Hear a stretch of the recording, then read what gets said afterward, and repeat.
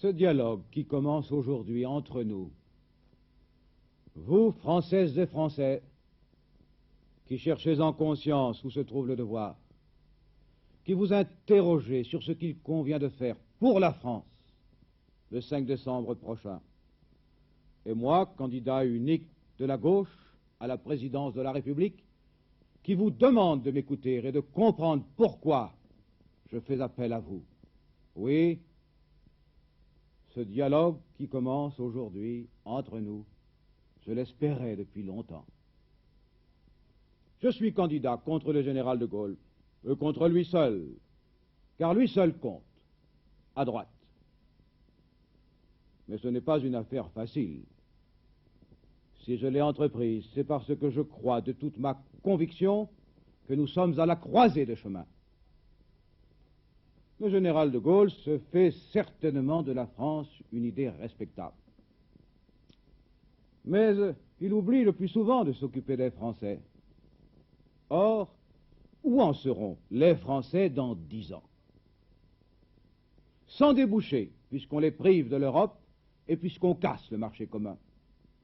Sans avenir, puisqu'on stérilise notre économie, puisqu'on lésine sur les crédits de l'éducation nationale, puisque 6% seulement des filles et des fils, des ouvriers et paysans accéderont aux postes de responsabilité dans notre société, puisqu'il nous faudrait 3 fois plus de chercheurs scientifiques, puisqu'au sortir de l'école, des milliers de jeunes gens iront s'inscrire au chômage.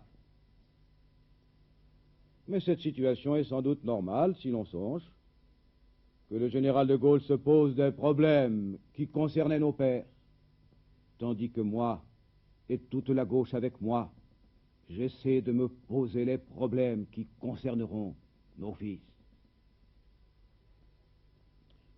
Je sais bien que l'actuel chef de l'État n'ouvre pas la bouche sans expliquer que ce qui va mal en France, c'est la faute de la 4e République, comme le chantonnaient autrefois les muscadins du Directoire. C'est la faute à Voltaire, c'est la faute à Rousseau.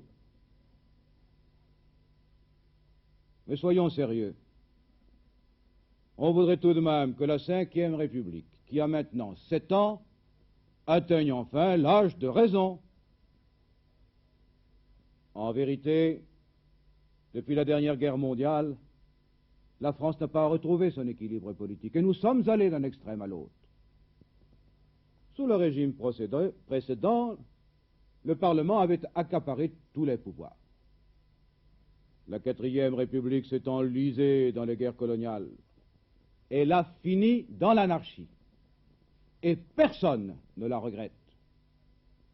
La 5e République, elle, c'est un régime propriété personnelle du général de Gaulle.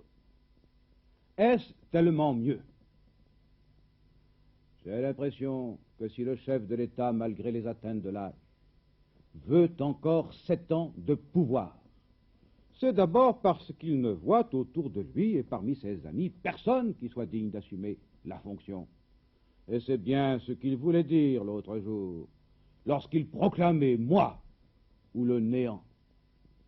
C'est ensuite parce que lui parti, il sait bien que son régime est perdu.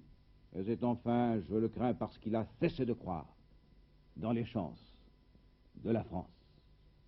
Je préfère, je l'avoue, l'attitude d'un Winston Churchill, qui, en pleine gloire et son parti battu, adresse ses vœux de réussite à ses concurrents plus heureux. Car au-delà des hommes, quel que soit leur mérite, l'histoire continue. Et c'est douter de son pays que de se croire irremplaçable.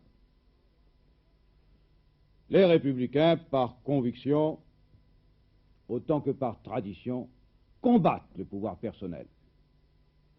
Mais est-il bien sûr qu'en 1965, la majorité des Français, tiraillés par une propagande de caractère totalitaire, et fatigués qu'ils sont de cette république anonyme, ou plutôt de cette république aux 1001 visages qu'ils ont vu défiler depuis un demi-siècle, est-il bien sûr que la majorité des Français soit hostile au pouvoir personnel?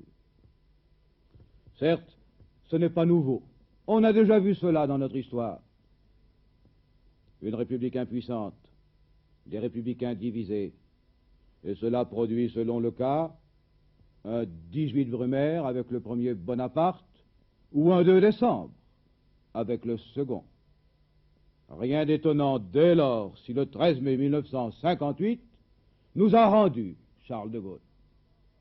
Seulement voilà, qu'est-ce que le pouvoir personnel, sinon l'abandon par près de 30 millions de citoyens français de leur destin dans les mains d'un seul homme, sinon l'abdication de la souveraineté populaire au profit d'un guide ou d'un maître.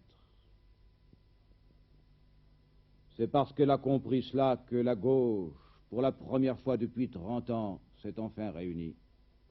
C'est pour cela que pour la première fois depuis 30 ans, la gauche, autour de moi, s'est rassemblée face à une droite dominée sans doute par la personnalité du général de Gaulle, mais profondément divisée. La gauche contre la droite, peut-être pensez-vous que ces mots sont bien vieux et qu'ils ne signifient plus grand-chose. Je vous les abandonne si nous sommes d'accord sur le reste, c'est-à-dire si nous admettons qu'il y a dans toute société ceux que révolte l'injustice et ceux qui s'en accommodent, ceux qui refusent de changer par indifférence ou bien par intérêt, quoi que ce soit, aux structures du passé, et ceux qui, au contraire, recherchent dans le présent les chances de l'avenir. Eh bien, moi, ce que je vous propose, c'est un choix, et un choix dans tous les domaines, extérieurs, intérieurs, économiques et sociaux.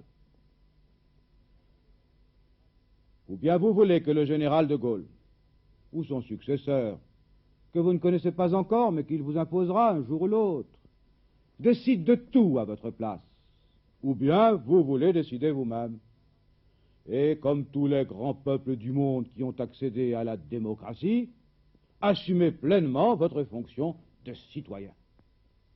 Mais si vous vous contentez d'élire une fois tous les 7 ans un président de la République, quitte dans l'intervalle à le laisser libre d'agir à sa guise comme un souverain absolu, alors faudra-t-il croire que les Français s'estiment moins dignes ou moins capables que les Anglais, les Américains, les Allemands, les Italiens, les Suédois, que sais-je encore, qui, eux, exercent constamment un contrôle sur ceux qui les gouvernent. Mais j'ai dit qu'il fallait choisir, et voici des exemples. Fabriquer la bombe atomique, dépenser pour elle des milliers de milliards d'anciens francs, comme le veut le général de Gaulle, plutôt que de construire les écoles ou les logements dont nous avons besoin, comme je le demande. C'est un choix à faire, mais qui vous concerne et qui vous regarde. Un seul avion Mirage 4, porteur de bombes atomiques, qui sera démodé dans 5 ans, coûte plus cher que 300 logements HLM. Refusez, comme l'a fait le général de Gaulle, d'arrêter les expériences nucléaires qui polluent l'atmosphère et qui frappent dès leur naissance la santé de nos enfants, plutôt que d'inviter le monde, comme je le demande, à cesser cette course infernale au surarmement. C'est un choix à faire, mais qui vous concerne et qui vous regarde. S'enfermer, comme le général de Gaulle, dans un nationalisme étroit, assorti d'un jeu compliqué de coalitions et d'alliances changeantes, qui ont déjà précipité les peuples au XIXe comme au XXe siècle dans les pires catastrophes. Des guerres, des revanches, d'autres guerres, des vainqueurs, des vaincus, jamais les mêmes. Et pendant ce temps, l'Europe ruinée et les peuples pantelants. Plutôt que d'essayer, comme je le fais, de bâtir une Europe saine, solide, unie, ou que de renforcer l'arbitrage international, c'est un choix à faire, mais qui vous concerne et qui vous regarde. Imposer un plan dit de stabilisation, qui bloque les salaires sans freiner les prix, qui entretient un volant de chômage, qui stoppe l'essor de notre industrie, comme le fait le gouvernement de M. Pompidou, plutôt que d'adopter un plan d'expansion continue qui assure le plein emploi, qui crée de nouvelles richesses, qui dirige les investissements productifs et qui fait confiance aux Français dans leur capacité de travail et de production, comme je le demande. C'est un choix à faire, mais qui vous concerne et qui vous regarde. Le taux des investissements productifs en France entre 1961 et 1964, 0%. L'Allemagne, 16%. Lequel des deux pays, dans 10 ans, sera le plus jeune et le plus riche? Acceptez que le revenu global de notre agriculture baisse de 3% chaque année, que le quart des salariés français perçoivent moins de 55 000 anciens francs par mois, qu'on discute à perte de vue sur la misérable allocation des personnes âgées, comme le fait le gouvernement de M. Pompidou, plutôt que de se battre pour la justice sociale, comme je le fais avec toute la gauche. C'est un choix à faire, mais qui vous concerne et qui vous regarde. Acceptez qu'on ne construise que 400 000 logements par an, quand il en faudrait 500 000, et qu'en même temps on laisse des fortunes scandaleuses s'édifier sur la spéculation foncière, comme le fait le gouvernement de M. Pompidou, plutôt que de donner au gouvernement et aux communes le moyen de mettre un terme à cette situation. C'est enfin un choix à faire qui vous concerne et qui vous regarde. Hier, c'était la République des députés. Aujourd'hui, c'est la République d'un seul homme. Demain, il faut bâtir la République des citoyens. Et c'est pour cela que je vous disais tout à l'heure que selon le choix qu'on fait, c'est la droite ou c'est la gauche. Et les objectifs essentiels de la gauche,